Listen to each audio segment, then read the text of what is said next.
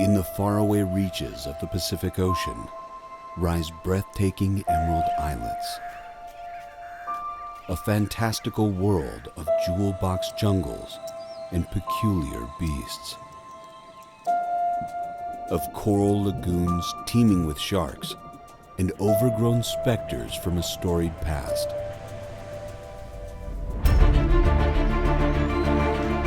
Join a team of scientists, conservationists, and volunteers on a mission to explore and preserve a rarely seen ocean wilderness.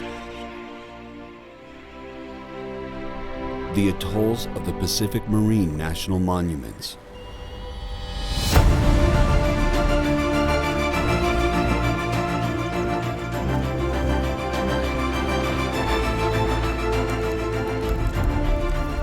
Experience a landmark cinematic journey, a giant screen love letter to these astounding ocean monuments hidden beyond the horizon. Experience the hidden Pacific.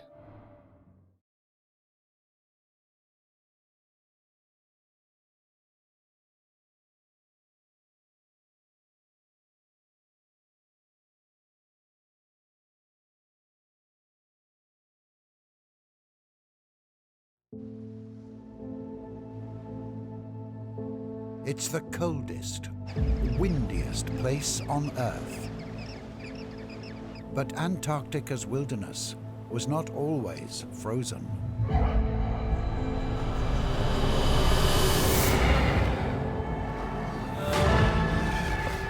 Discover an ancient realm of midnight suns, night hunters and river monsters. A prehistoric kingdom lost to time and ice.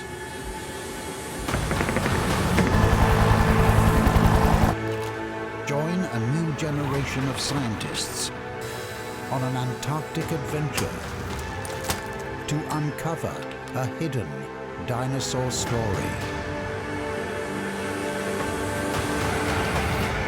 A cinematic journey from today's frozen desert to a lush South Polar world of giants.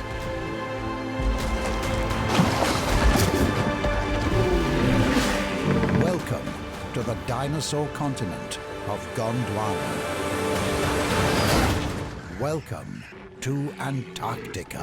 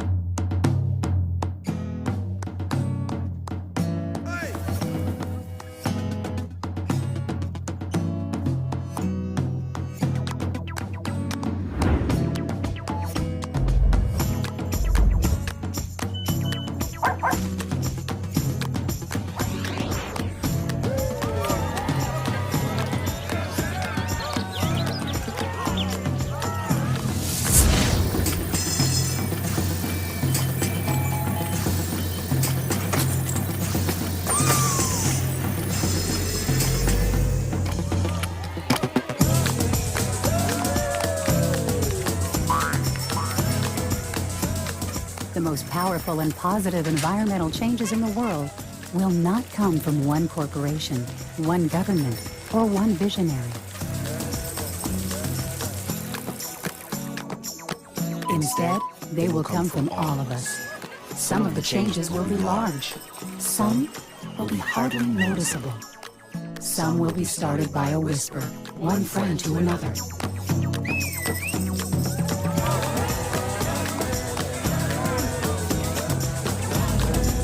We don't realize how powerful we are.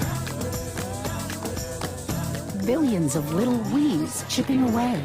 That will make big things happen.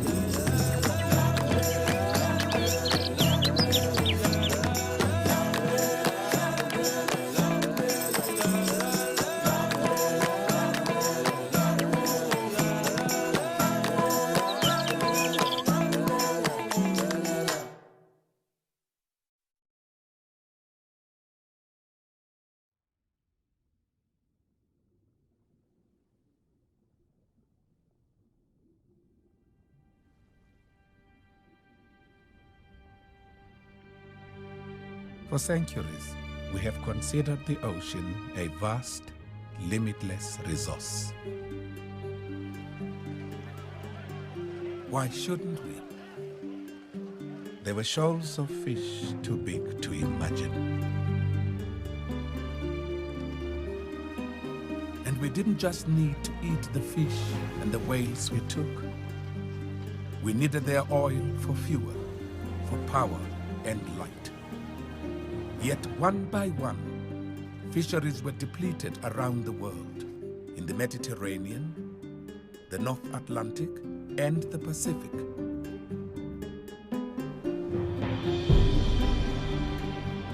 The fish we took were at the center of a delicate food chain that connected the tiniest microorganisms to the largest animals on the earth.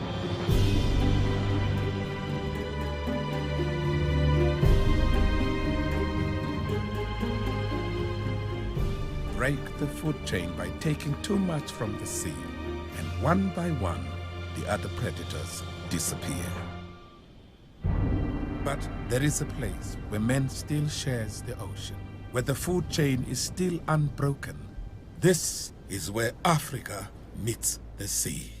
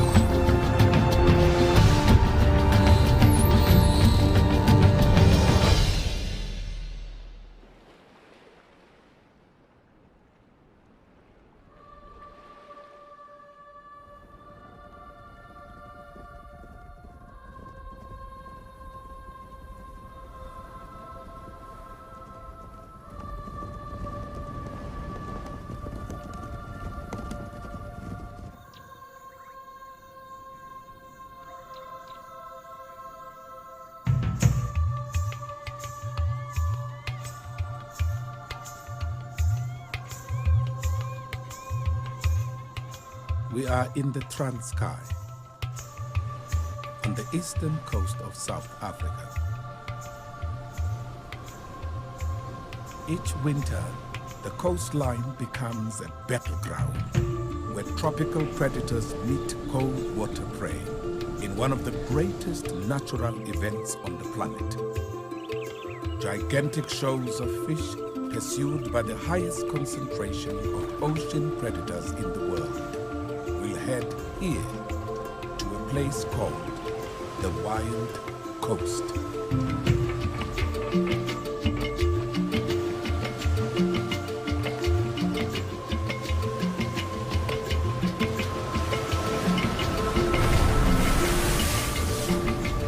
With no safe harbor for hundreds of miles, it is a remote ocean wilderness. Here, we can have a glimpse of what the oceans of the world might have looked like hundreds of years ago.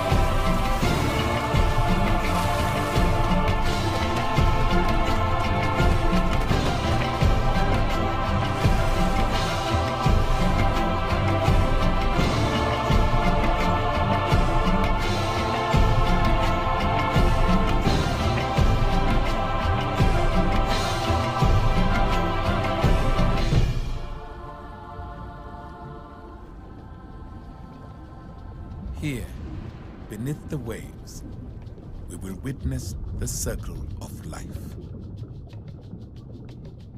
These are sardines. They are a valuable source of protein for every predator at the top of the food chain. They are central to the oceanic ecosystem.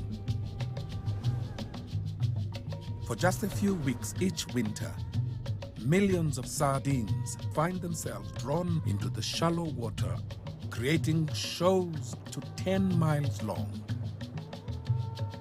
From the air, they could be mistaken for an oil slick.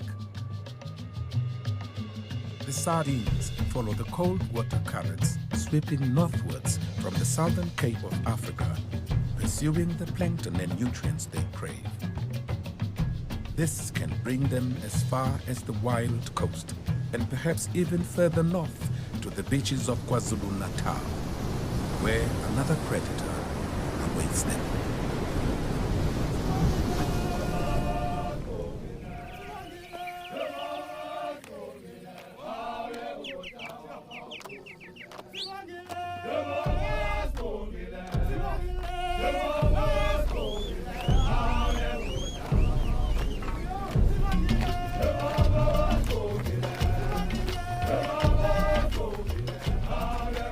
Passing northwards from the wild coast into KwaZulu-Natal is like entering a different world, a different South Africa. This is where Zulu and Western culture come together, sharing a common link, a connection with the sea.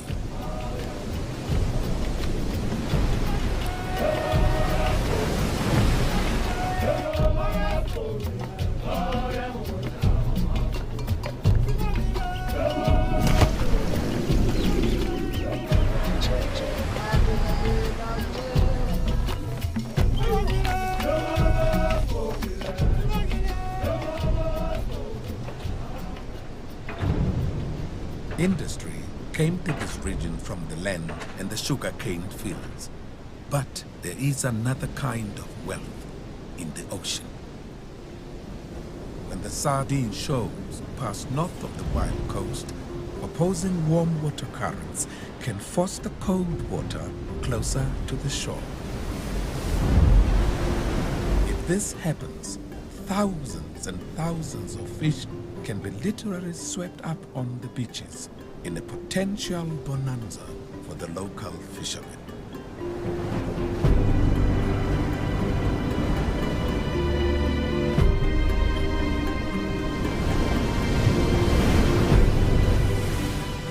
Fishermen look for dolphins and gannets arriving from the south, telltale signs that the sardines are on their way.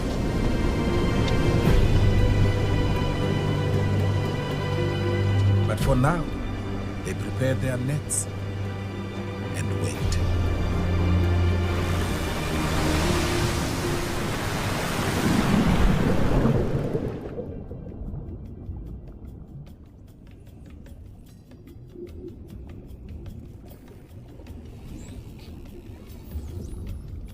Not so far away, just beneath the waves, another resident of this coastline is waiting for the shoals.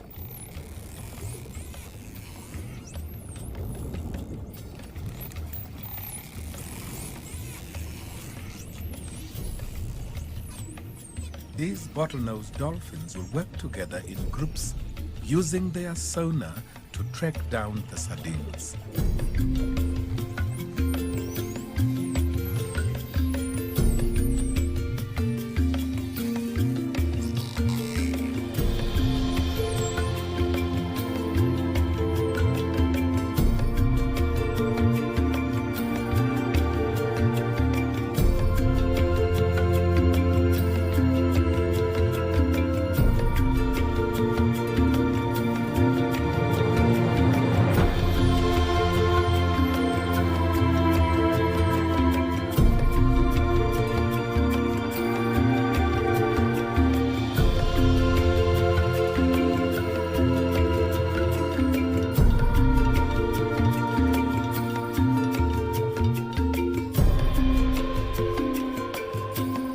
Sardines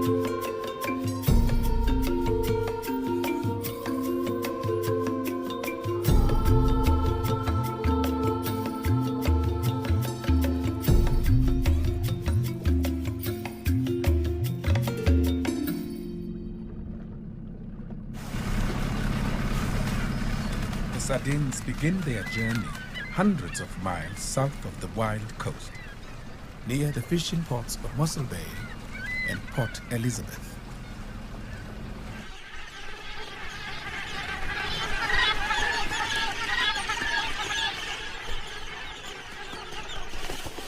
It is also home to some of the predators that will pursue them. This is a colony of over 60,000 gannets, many of whom will make the journey north.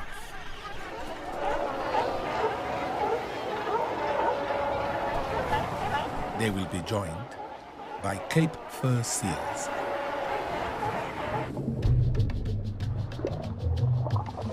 These seals have traveled only a short distance from the Eastern Cape and have found a show, not of sardines, but of a bait fish called musspunker.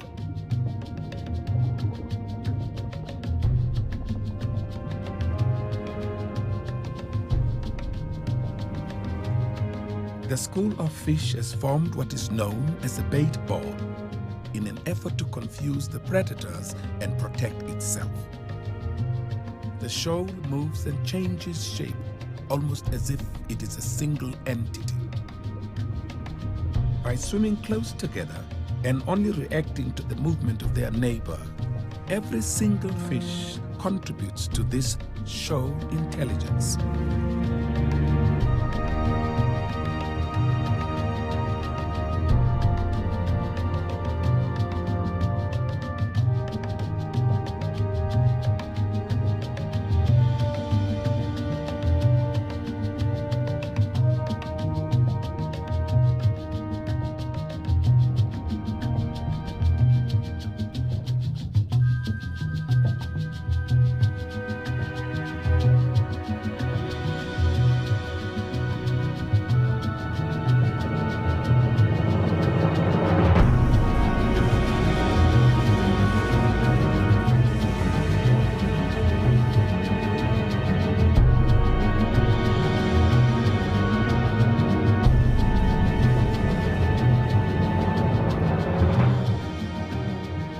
Another predator attacks the bait ball. The streamlining and speed of the African penguin is too much for the musspunker.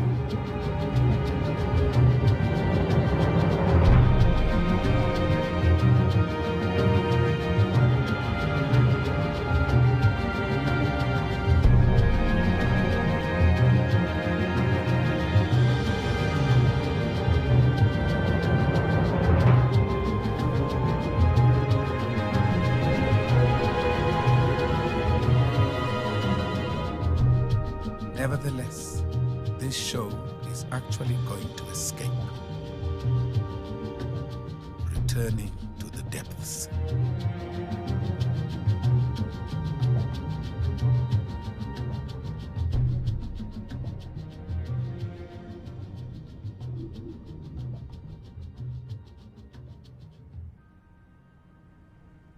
Many factors can affect the progress of the sardine show.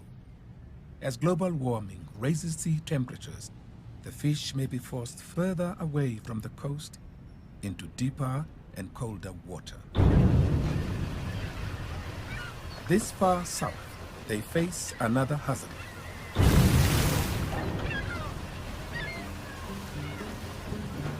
Fishing boats take thousands of tons of sardines each year.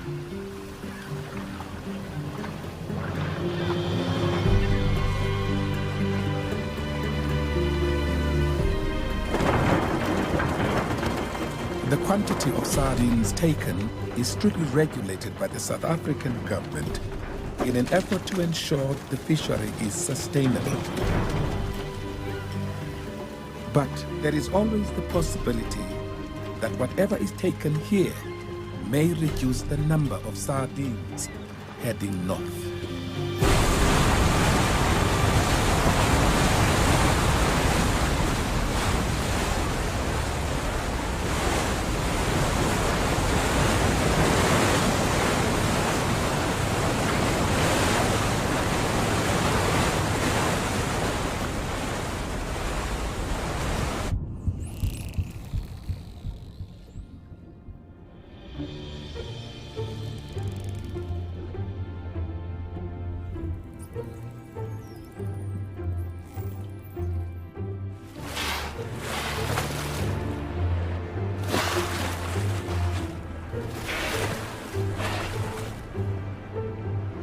Back on the wild coast, common dolphins begin to arrive from the colder waters of western and southern South Africa. They are not native to these warmer subtropical waters.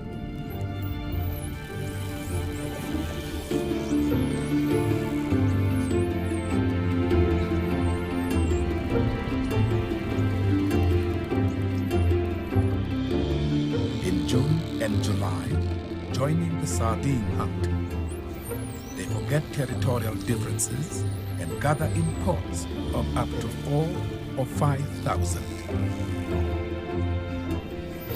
There can be as many as 20,000 of them here off the Transkei.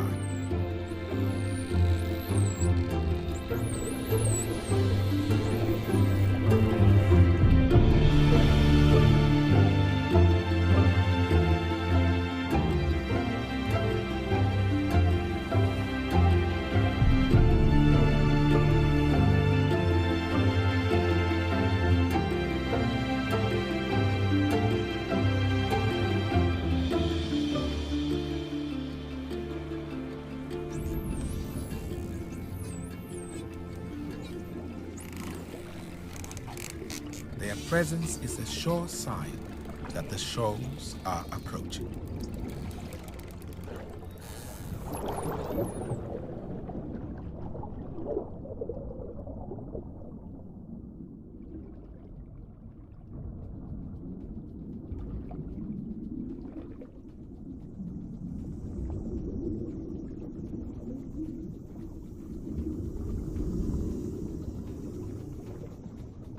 There is a higher concentration of shark species here in South Africa than anywhere else in the world.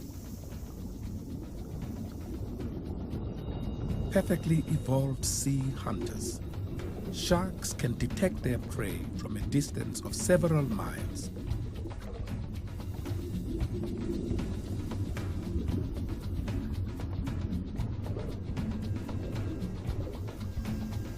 So when the shoals begin to arrive, you can be sure these black tips, copperheads, and duskies will be among the first to find them.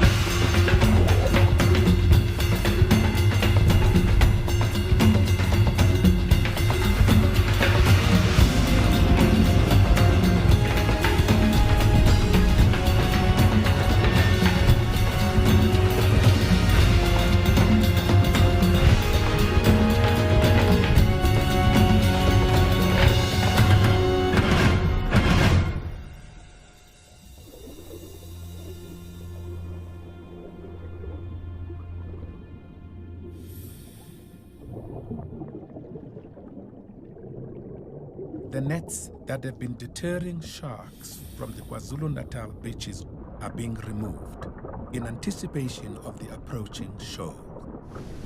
Too many predators could be trapped if the nets were to remain. It is here that the earliest evidence of man's relationship with the sea has been discovered. As the fishermen wait for the arrival of the sardines, these women collect shellfish from rock pools in a tradition that we now know dates back over 160,000 years.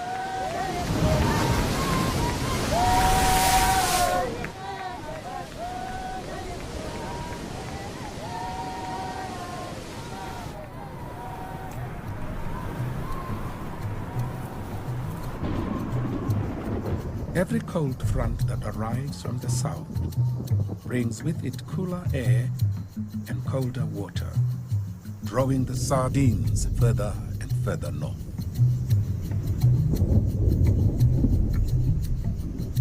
Traveling alongside them is another winter visitor.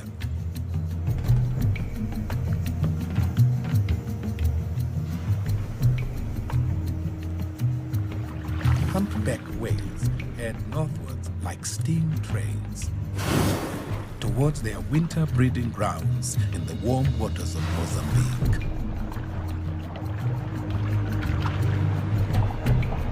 Whilst their arrival coincides with the sardine shows, perhaps there are more spectators than participants in this annual event.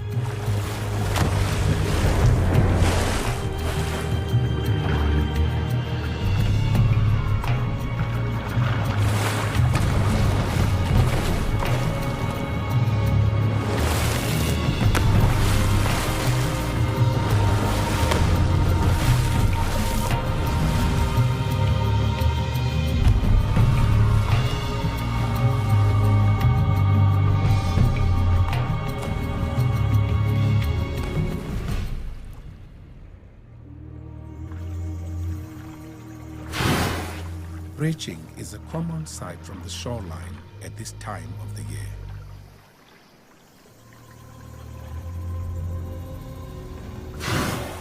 As the grand procession of hundreds of humpbacks proceeds northwards.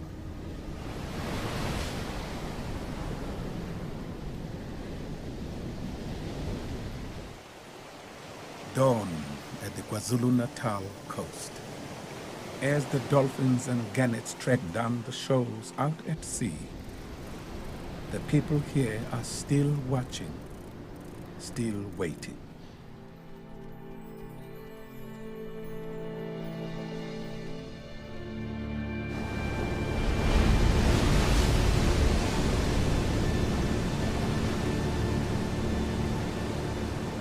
Every winter storm disrupts the mild South African climate, with cold currents carrying the sardines further and further north, and warm currents pushing them closer and closer to the shore.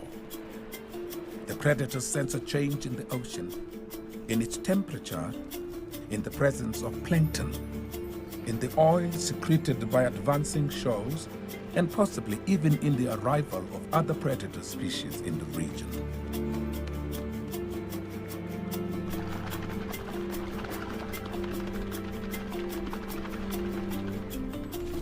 The sharks may have taken the pilot shows, but now all the wild coast predators are on the move.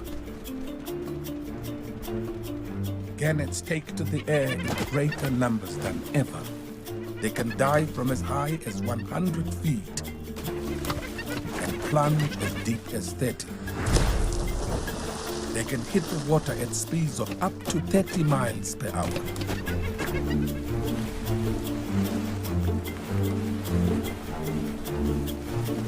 The dolphins are searching for the shoals, pods joining together to form super pods.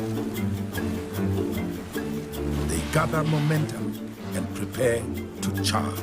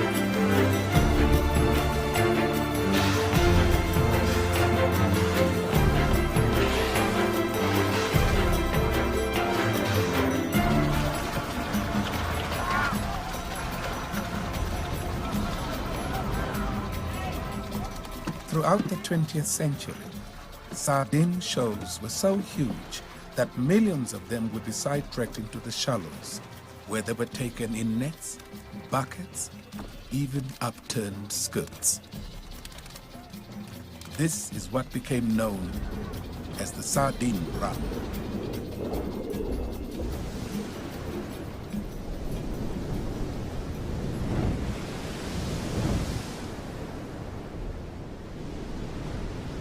In recent years, sardines have been reaching the northern beaches in fewer and fewer numbers. As the ocean temperatures rise, the conditions will be less favorable for the shoals to approach the shallows. As the ocean changes, their behavior will also change. Further south, however, on the wild coast, there is still an abundance of activity like nowhere else on Earth.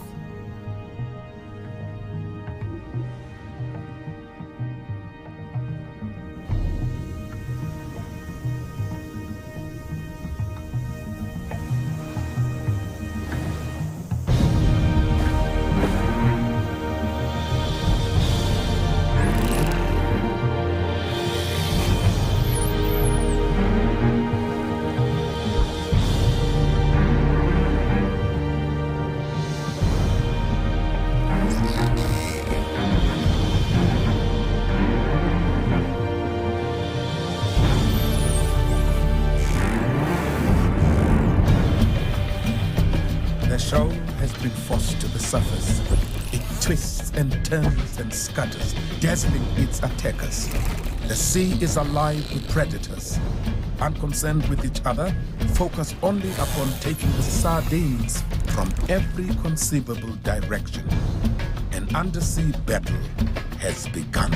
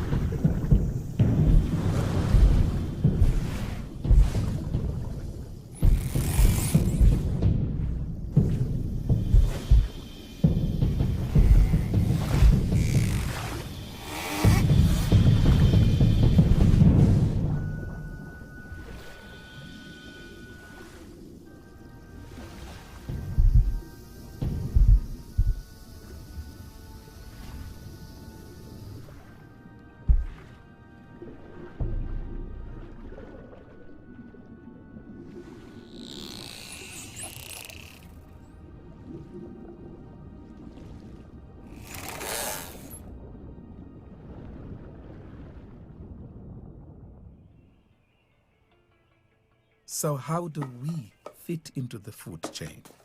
If we have to squeeze the fish into the can or pack it in ice?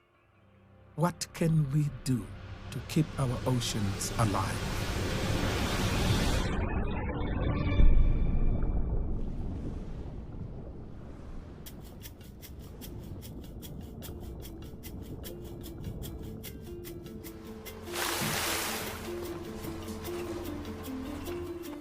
Can we control ourselves just enough to share the sea with other predators at the top of the food chain? Can we control ourselves just enough to keep the circle of life spinning beneath the waves? What would it take? Once upon a time, all the world's oceans were as rich and vital as the wild coast.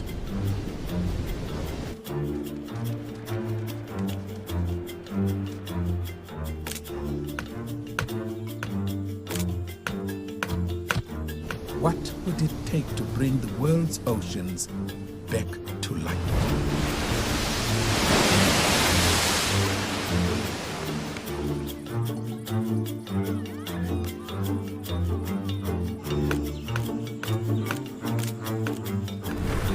It is time for a sea change.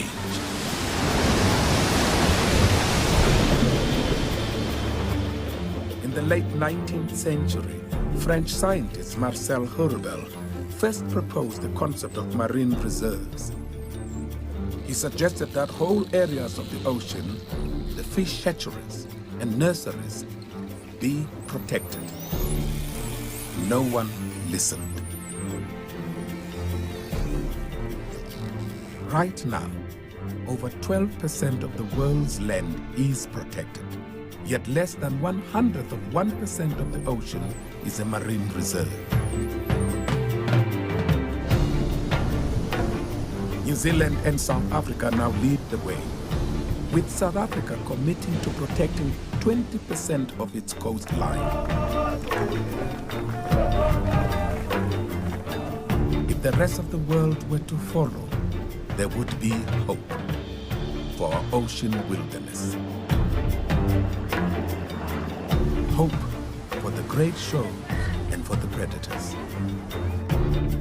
For now, there is a place where we can have a glimpse of what the oceans of the world would have looked like hundreds of years ago.